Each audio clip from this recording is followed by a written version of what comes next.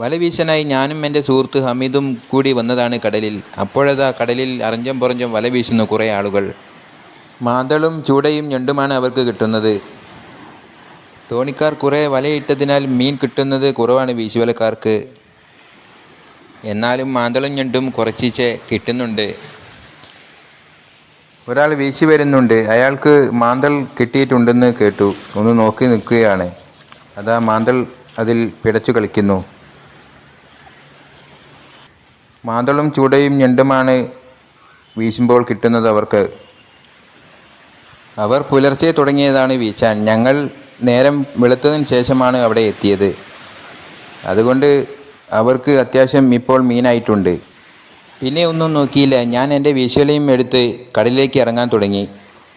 അത്യാവശ്യം തിര തന്നെ ഉണ്ട്. തിരകളെ മറികടന്ന് ഞാൻ കുറച്ചു ദൂരം പോയി.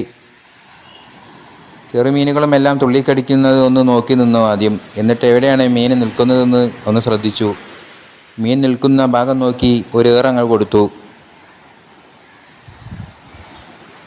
ചെറിയ മീൻ തുള്ളിക്കളിക്കുന്നതാണ് കണ്ടത്. പിന്നെ ഒന്നും നോക്കിയില്ല, അവിടേക്ക് തന്നെ എറിഞ്ഞു. അത് കറക്റ്റായിട്ട് തന്നെ വീണതുകൊണ്ട് അത്യാവശ്യം ചെറുമീനുകൾ അതിൽ കുടുങ്ങിയിട്ടുണ്ട്. ചൂടയാണ് കുടുങ്ങിയിട്ടുള്ളത്. തണ്ടാടി വലയിട്ടവർ അവരുടെ വല കരയ്ക്കടുപ്പിച്ച് നോക്കാൻ തുടങ്ങിയിട്ടുണ്ട്. മാന്തളും ഞണ്ടും കോരകളുമാണ് വലയിൽ കുടുങ്ങിയിട്ടുള്ളത്. അവർ അതിനെ അതിൽ നിന്നും പെറുക്കിയെടുക്കുന്നുണ്ട്.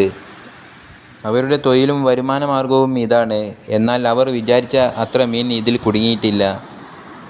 മാന്തളും ഞണ്ടും ചാകര വരുന്ന സമയമാകുന്നതേയുള്ളൂ.